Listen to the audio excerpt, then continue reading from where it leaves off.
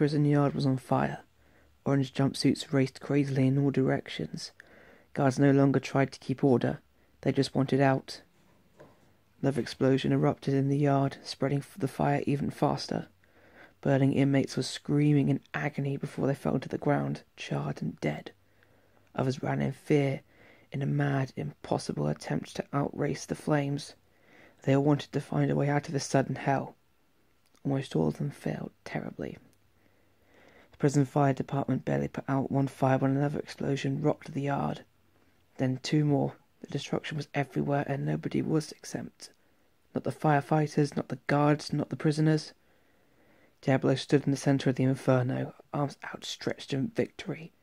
A king's fiery crown rested on his head, a look of pleasure on his face as the flames danced over him. 2 guards ran towards the truck already crowded with inmates. He let the duo reach it and clamber aboard. Once they were safely inside and the truck began to move towards the steel gates, Diablo unleashed a series of fireballs. Mercifully, there was no time for any of them to scream. "This is my hell," he shouted over the chaos, "and nobody's getting out." Diablo was on his own here in the centre of the inferno. Some of the guards and prisoners were still writhing in the flames as Flag lowered the tablet, horrified by the violence. He stared at Diablo, sitting alone in his pressure chamber. "You did this," he said. "You killed them all. You burned them." And he stood there while they were screaming in agony. And no, I didn't need to see it again. I'll never forget. Flag turned to Waller. "Why the hell wasn't he executed? It'd be done with. Why keep anything with so much goddamn power alive?" "I wanted him alive. As a precaution," she replied. "For what? What could possibly be so bad you'd risk working with him?" Waller smiled, but remained silent. Flag would have to learn. Why on his own? He stared at the tablet. The scene paused, frozen in a moment of time. Flames surrounded the people. He saw them screaming, saw them dying, until he couldn't look any longer. He handed the tablet back to Waller. He had to focus on the mission.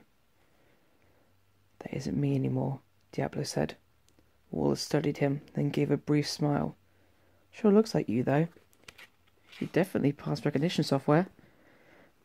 But just for my edification, if it isn't you, who is it then?" "That guy's dead," Diablo said, turning away. "He's gone. Now please, leave me alone." "And yet," Waller pressed, "you say you're dead. But you're still here, where all those you killed remain dead and buried. Which is why you were brought here, to Bel Rev, your hell away from hell. And I deserve nothing less." Diablo walked to the rear of the chamber and sat, his back to Waller and Flag. He had worked so hard and for so long to forget his past, to shove it away where it could no longer affect him, but seeing the video, taken so very long ago, it brought it all back. He knew in his heart that he wasn't that killer anymore, but what did that matter?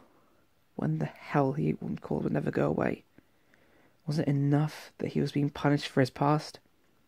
Must it continue to be dredged up day after day, month after month, year after year? Someone always made sure he wouldn't forget, as if he ever could. Today it was Colonel Flag. He was probably a good guy in his head too. "Diablo, look," Flag said. "You want to die in here? I don't think so. You've got a real shot at walking the block again, having a cold beer, nice meal. Woman?" Diablo laughed to himself, but still didn't face his tormentors. "Is that what I want? Or what you think I want?" he countered. "You're not the first to ask, and you won't be the last." "Ask what?" Flag wanted to know. Perhaps if he talked to them now, maybe they would go away and leave him alone with his unwanted memories. After a moment he stood and walked back to the chamber door to stare at Flag, and Waller staring at him. "You want to recruit me as a soldier," he said, certain he was right. "Like all the others, you want to ask me if I'll be your one-man army. You want me to use my, abilities, as I've done in the past, but now in your name, for your cause, under your, shall we say, direction?" "Really?" He continued, "This is all about your needs and wants, not mine.